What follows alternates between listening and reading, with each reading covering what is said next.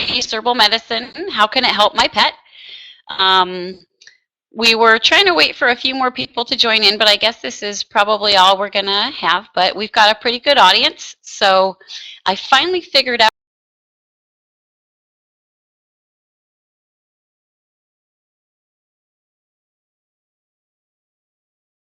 about the history of herbal medicine. It's been used by the Chinese for over 3,000 years, was first discovered by Shen Nong approximately 3600 BC, and he discovered the medicinal effects of plants by tasting them and then associating their clinical effects. Legend has it that he actually poisoned himself and made himself sick on many different occasions, but he was actually the first person to make the association of taste and the effect of an herb. So how does taste relate to effect? Well, taste relates to the effects of an herb because the chemical nature and composition are what help to create the taste. An example would be the nutritive substance B12. It has a sweet taste, and while it's not an herb, yin-tonifying herbs will have a sweet taste. Another example of a sweet yin-tonifying herb is goji berry. A little more about how taste relates to effect.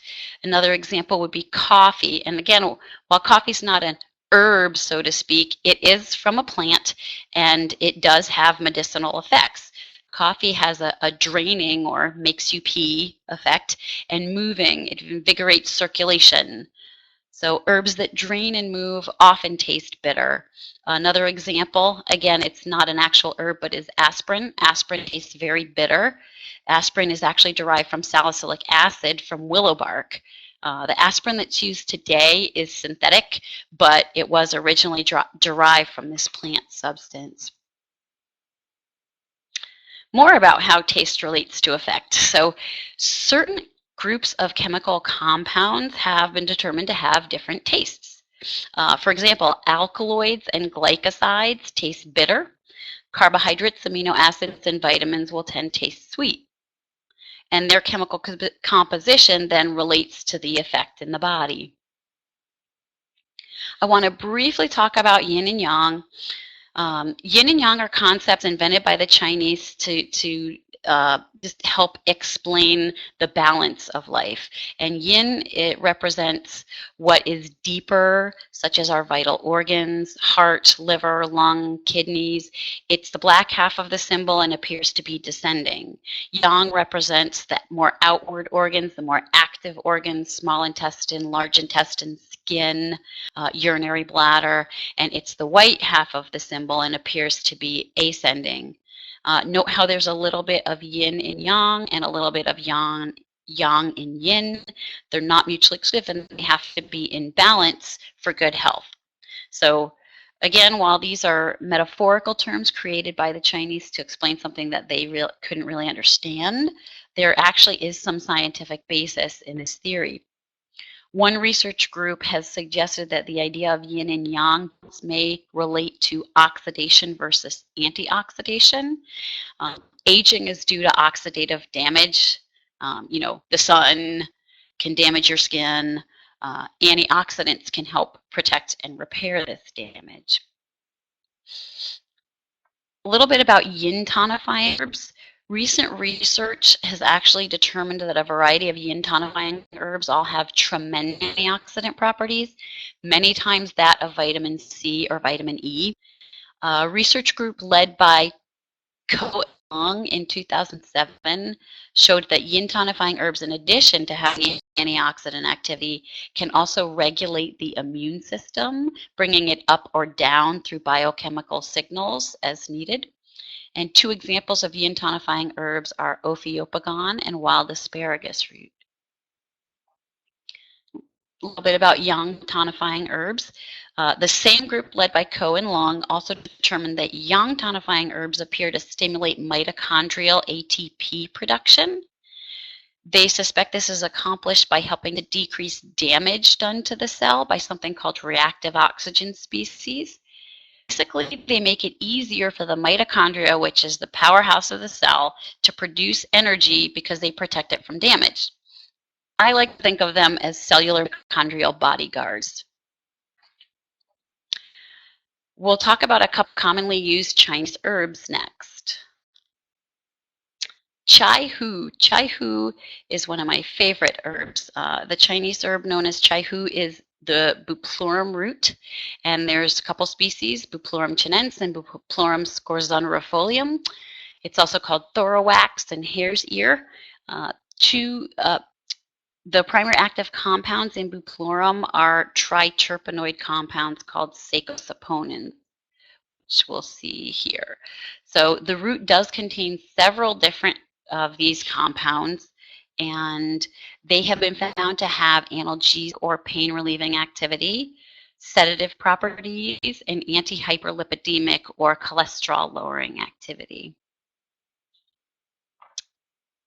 Bupleurum root's also been shown to demonstrate anti-inflammatory, antipyretic or fever-lowering activity, hepatoprotective or protecting the liver, cholagogic, which means it can increase secretion of bile acid, antibiotic, immunostimulant, and anti-neoplastic, which means it can help fight cancer.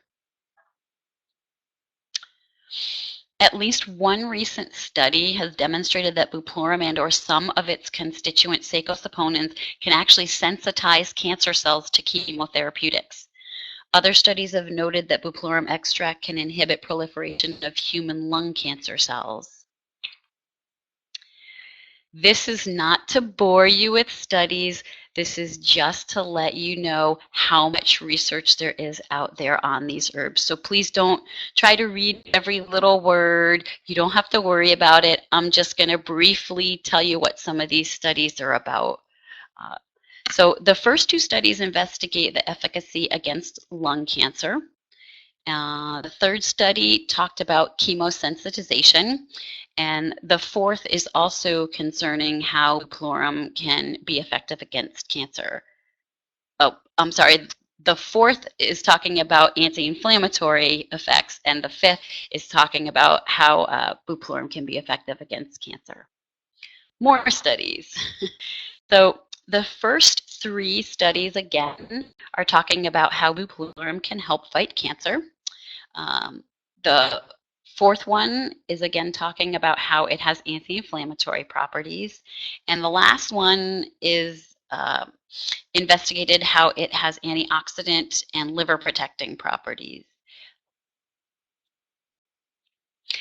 One of the most common formulas that contains Bupleurum is called Xiao Chai Hu Tang. It's also known as Minor Bupleurum formula. And this is a formula I use quite frequently. Maybe somebody's listening who their pet is on it. But it contains a total of 6 herbs, including Bupleurum, also contains ginseng, licorice root, and ginger. Bupleurum is the major constituent, but the ingredients in this formula have been shown to be anti-inflammatory, antibiotic, anti-neoplastic, analgesic, anti-emetic, which means it can stop vomiting, antihypertensive, which means it can help lower blood pressure, hepatoprotective, immunomodulatory, and anti-hyperlipidemic. Just some studies about the actual formula, Minor Bupleurum, which in Japanese and Korean is known by these other names, Sho-seiko-to and Soshiho. So the first study is talking about effect against esophageal cancer. The second study is showing how it can help with blood flow and decrease clotting. And the third study investigated effects on the liver. The fourth here showed efficacy against nasal cancer. And the last showed efficacy against ovarian cancer.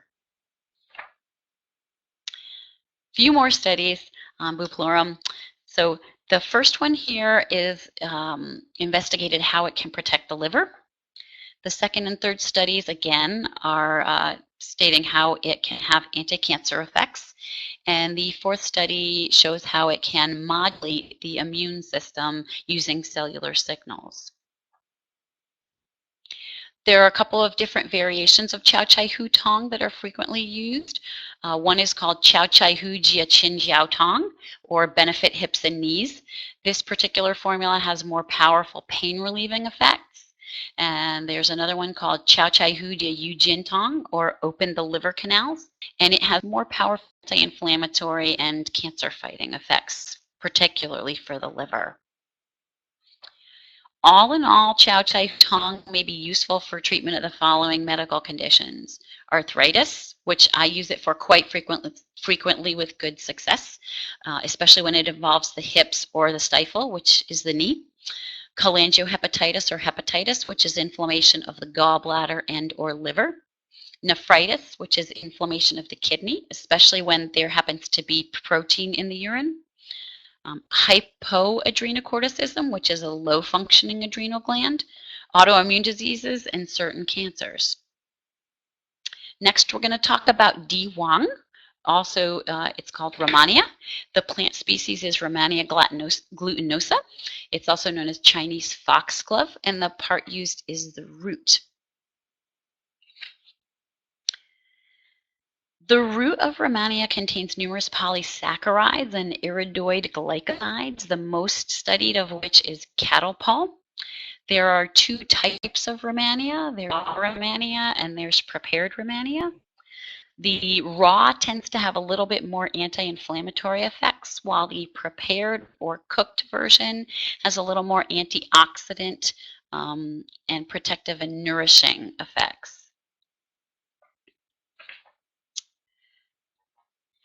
Cattle paw has been shown to help protect the nervous system, relieve pain, reduce inflammation, and protect the kidneys. The polysaccharides from Rehmannia have also been shown to help relieve anxiety and enhance the immune system. Here's some research regarding Rehmannia and its constituent compounds. So the first one talks about pain relieving effects. The second one here shows how Rehmannia can protect the kidney from inflammation. The third paper shows how Rehmannia can reduce anxiety. The fourth study demonstrated a neuroprotective effect during stroke. And the last one here shows how Rehmannia can enhance the immune system. More studies on Rehmannia. The first one here shows that it can have some antiviral effects. Second one is talking about antioxidant effects. And the third one here actually has to do with inflammation, vessels, and the vascular system's highly involved in inflammation. That's why you see vascular endothelial, blah, blah, blah. And the last one here, again, talks about neuroprotective effects, this time in the case of Alzheimer's. Another one of my favorite formulas, great formula for kidney disease in cats, is called Bawei Di Huangwan. It's also known as Rehmannia 8. And it's been shown to be anti-inflammatory, anti-hypertensive, and nephroprotective. It can have mild androgenic effects, helps preserve bone density in aged as well as spayed and neutered animals, and it has been shown in some cases to slow progression of cataracts. It contains a total of 8 herbs, hence the name Rehmannia 8, and the main component is actually cooked Rehmannia. Research regarding Bawei Di Huangwan, which in Korean is known as Hachimi-jio-gan. The first study here is talking about the formula, actually all 4 of these studies are talking about the protective effects on the kidneys. So next we have more protective effects and antioxidant effects. So the second study showed how Rehmannia can lessen certain side effects of a chemotherapeutic drug called cyclophosphamide. And the third study here talks about effects on lower urinary tract symptoms. Overall, Bawei Di Huangwan can be useful for the following conditions: diabetes mellitus, in which case it mainly acts to help protect the kidneys from damage; urinary incontinence; chronic renal failure or renal insufficiency; asthma; low back weakness or arthritis; degenerative myelopathy, and hypothyroidism. Next, we're going to talk about Huang Bai. For Huang Bai, the plant species is actually a tree called Phellodendron amaranth. It's also known as the amber cork tree, and the bark is used. And Phellodendron has been shown to have antibiotic effects, antihypertensive effects, and antitussive, or can suppress cough. The major constituents, there's a lot of them in Huang Bai, include isoquinoline alkaloids such as berberine and palmitine. So palmitine has been shown on its own to have cancer-fighting properties. Berberine has been shown to be anti-inflammatory, can modulate the immune system, and can also have cancer-fighting properties.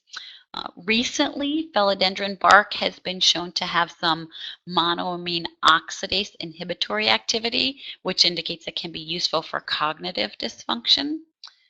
And it has also demonstrated chondroprotective properties in patients with arthritis, meaning it can help protect cartilage. Some research studies on Huang Bai, and actually all of these studies listed here, all 5 of these, are showing how it can have significant effects for both preventing and treating various different cancers. For these studies, the top one here shows efficacy against methicillin-resistant Staphylococcus. The second one shows how it can have antifungal activity. The third paper is investigating the anti-inflammatory effects. The fourth study here is showing the cartilage protecting effects. And the last one showed that, especially when combined with magnolia, that phellodendron can help decrease cortisol secretion. Very useful in the case of Cushing's disease. The next herb we're going to talk about is called Cang Zhu, and the plant species is Atractylodes lancia, and Atractylodes chinensis. The rhizome is the part used, and that's sort of an offshoot of the root, and it's been shown to be anti-inflammatory, anti-neoplastic, and antioxidant. It's also got a lot of studied and known active constituents. One is beta-cytosterol, beta-udesmol, atractylinolide 2, atractylinolide 3, and there are numerous others. Some research regarding Cang Zhu. The first study here shows that this herb as well can be effective against methicillin-resistant Staphylococcus. The second study determined that one of the constituent compounds can help inhibit anaphylactic reactions and allergies. The third study here talks about anti-inflammatory effects. And the fourth one shows that it has high antioxidant activity and can possibly slow bone resorption, so may be useful for cases of osteoporosis or any time when bone is being eaten away. The last study here showed that Atractylodes can help heal damaged intestinal lining. Some more research on Cang Zhu. The top 4 studies here all showed that this particular herb can help inhibit various different cancers, including leukemia, melanoma, and glioma. A glioma is a tumor of the brain or nerves. It seems that it can actually prevent the tumor from increasing its blood supply with new vessels, and it can actually program tumor cells to basically commit suicide, a process called apoptosis. Now, the fifth study here I find kind of interesting because it's suggesting that Atractylodes may be useful as a natural and safe insect repellent and insecticide. And the last study here demonstrates how Atractylodes can stimulate the immune system. Both of the aforementioned herbs, Cang Zhu and Huang Bai, are 2 components of Si Miao San, which is also called 4 Marvels formula because there are 4 ingredients in equal parts. And this formula has been shown to be anti-inflammatory, immune modulating, antibiotic, and analgesic. Some research on Si Miao San. All 4 of these studies demonstrate the anti-inflammatory effects of Si Miao So. There are also studies, some of which we mentioned, on the different component herbs as well as certain compounds that show efficacy against cancer. Si Miao So can be useful for many different conditions. Most of them are inflammatory in nature, but starting at the top, hyperadrenocorticism or Cushing's disease, colitis, which is inflammation of the colon, cystitis, which is inflammation of the urinary bladder, lymphoma, a type of cancer, otitis, which is inflammation of the ear, allergic dermatitis, skin infections, pyelonephritis, which is inflammation of the kidney, vaginitis, arthritis, pancreatitis, which is inflammation of the pancreas, anal sacculitis, and immune-mediated thrombocytopenia. The last herb we're going to talk about is Dang Gul. The plant species is Angelica sinensis, and the root is the part that's used. The known chemical constituents of Dang Gul include polysaccharides, one which is called calicocin. It contains organic acids and phthalides. I'm going to try to pronounce this, N-butylidinephthalide.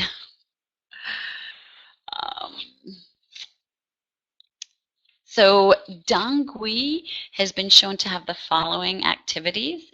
It can improve blood circulation. It can help decrease stickiness of platelets. It's an immunostimulant, antibiotic, analgesic or pain relieving. It's anti-inflammatory, anti-arrhythmic, meaning it can help control heart arrhythmias, and it's hepatoprotective or can protect the liver. Some recent research concerning Dang Gul. The first study here shows efficacy against brain tumor. The second here shows some efficacy against human breast cancer. The third paper is talking about the liver protective effects. The fourth study is showing that it has been helpful for brain damage due to decreased blood flow to the brain. And the fifth and sixth studies here investigate the anti-inflammatory effects.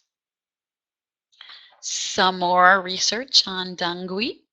The first 3 studies here all talk about how this herb can be helpful with arthritis. Basically protection of cartilage cells or the chondrocytes, as well as helping to make the matrix or web that supports the cartilage is the mode of action.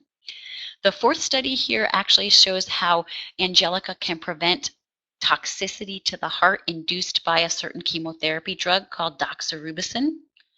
And the fifth study showed that Angelica was effective topically for skin inflammation and itching. A very commonly used formula containing Angelica is called Fu Tang. It's also known as Persica and Carthamus combination, but ironically, Persica and Carthamus are not major constituents of the formula. They happen to be present. This is also known as Blood's Palace, and Angelica root is a significant component. So this formula has been shown to be antiplatelet and anticoagulant. That doesn't mean your blood won't clot. That just means if you're predisposed to clotting, it can help. So in conditions where thrombus is a risk, such as hypertrophic cardiomyopathy in cats where the heart muscles thicken. It can lower blood pressure and inhibit arrhythmia. It's anti-inflammatory, analgesic, and anti-neoplastic. Some research regarding the formula Fu Tang. And so the first study here showed efficacy, how it enhanced the effect of chemotherapy for liver tumor. The second study shows how it can regulate new blood vessel formation. The third study actually showed how this formula can help prevent stroke. And the fourth one demonstrated efficacy in humans with angina pectoris, which is heart pain from a partial vessel blockage. Some more research on Fu Tang. The first study here shows how it can protect the brain in cases of traumatic brain injury. The second study showed how it helps with hypertension or high blood pressure, more so than this other formula, these two other formulas, Tian Magu Tangyan and Wendan, which were also tested, as well as some of the pharmaceuticals they tested. And the third study is also talking about effects for hypertension. So, and this last study was what they call a meta-analysis. And a meta-analysis is a study of previous studies that coordinates the findings. So they're usually looked at as better evidence than a plain old regular study. There are a couple of different variations of Zhui Fu Zhu Tang. One that I use frequently that I love is great for mast cell tumors is called Jia Wei Zhui Fu Zhu Tang, also known as dispel stasis in the palace of blood. We have Xiao Fu Zhu Tang, also called dispel stasis in the lower palace. This one is good for masses and tumors of the lower abdomen. And then we have Gejia Zhu Tang, or dispel stasis in the middle palace, for tumors and conditions of the middle abdomen. All in all, Zhui Fu Zhu Tang and the variations are useful for treatment of the following conditions: tumors in the chest, middle abdomen, or lower abdomen, tumors of the skin, especially mast cell tumors, heart conditions, dry eye or something called keratoconjunctivitis sicca, dry skin or seborrhea sicca, anxiety, cognitive problems, circulatory problems, stroke, or thrombus. I want to take a few minutes just to touch on some frequently asked questions. So number one, why does the doctor want to look at my pet's tongue and feel his or her pulse? Well, this is done to help the doctor determine the imbalances in your pet. Many conditions can affect the quality, depth, and strength of the pulse, and many conditions will affect the shape, color, and/or coatings of the tongue. And this information is important to help ensure an accurate traditional Chinese veterinary medicine diagnosis. The doctor will often palpate for active acupoints, and that helps us choose the most appropriate formula. For instance, a patient with a kidney problem, the association point for the kidney may be warm or sensitive. How long will my pet need to stay on the herbal supplement once she is put on it? Well, this is really going to vary based on your pet's age, condition, the imbalances being treated, and your pet's progress. Some herbal supplements are continued for life, but oftentimes we can decrease to a maintenance dose, and some supplements may only be needed for 1 to 6 months. Is herbal medicine safe? Yes, absolutely, herbal medicine is safe when certain guidelines are followed. And so these guidelines include making doctors aware of any and all medications and supplements your pet may be taking, making sure the doctor is aware of all signs, symptoms, and history of your pet so that he or she can make an accurate diagnosis. Side effects may still occur, but they're usually mild gastrointestinal effects, and they're easily resolved once the herbal formula is discontinued. The one other caveat is we have to make sure that the company from which you're purchasing abides by FDA's good manufacturing practices. So that includes testing each batch for residues of pesticides or herbicides, having hygiene, having traceability of where they're getting their herbs from, having a system in place for complaints and recall. So all that is very important. You don't want to get something from a fly-by-night company. How is herbal medicine different than pharmaceutical conventional medicine? Well, herbal medicine is different than pharmaceutical medicine in that drugs are one isolated chemical compound, and herbal formulas are groups of whole parts of plants which contain many different compounds that can work together. With the single compound drugs, a higher dose is needed and the probability of side effects is greater. When using herbal formulas, because the compounds work together, we can use lower doses of each and side effects are typically less frequent. And herbal medicine can absolutely be used alongside conventional drugs to help lessen the dose.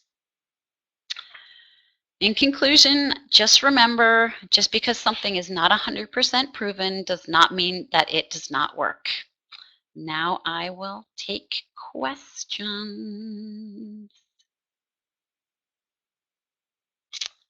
Uh-oh, somebody had problems. Okay. I don't know if I was gone from camera, but I'm back now. I tried not to go off camera as much this time as I did last time.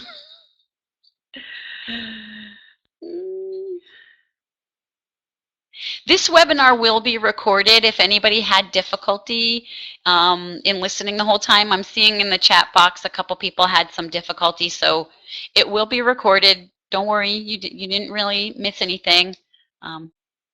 Okay. I have a question here. Is the formula for mast cell tumors... Oh, was that tongue picture Jakey? Yes, Mom, it was. But I have a question from Marcia. Is the formula for mast cell tumors usually the same?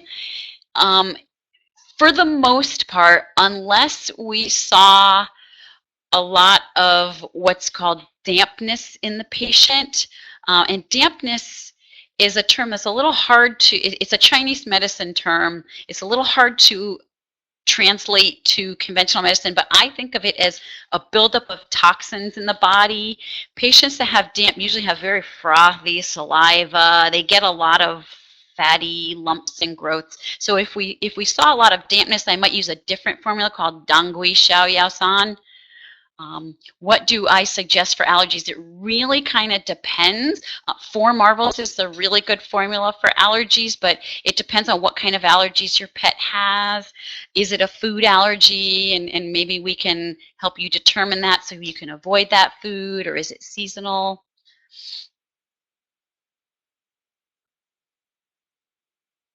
All right. I hope I didn't give you too much information. I really tried not to give too much information. Maybe somebody wants to give me a little feedback. Was it information overload, or just enough? Not enough? Sometimes I get a little bit excited and I just want to give too much information. So, everybody want to see my dog, Sarah? Oh, whoops, where'd you go? There you are. Hi, Sarah. Say hi. Okay, great. Oh, I can't wait to meet your pet, Marsha. Thanks, Nancy. Thanks for telling me. Yeah. So, and if there's a formula that your pet's on that I didn't talk about and you want more information, I will gladly provide that for you. No, Karen, most of these studies are on people, but some of them, I don't know if you noticed, were done on like lab rats, lab mice. Yes, I know, poor little mice, but and a lot of it is done overseas in China, but they do follow the regulations for the scientific studies. Oh, thanks. Somebody said Sarah's cute. They said you're cute, Sarah. So, all right, well, we'll hang around for just a few more minutes. Oh, wow. So Sue says she has a dog with perianal fistula. Oh, you got to come see us. We have lots of things that we can help, including potentially ozone cupping therapy. So Sue, please set up an appointment if you haven't already. But herbs can definitely help with perianal fistulas. Great, great, great. So, all right.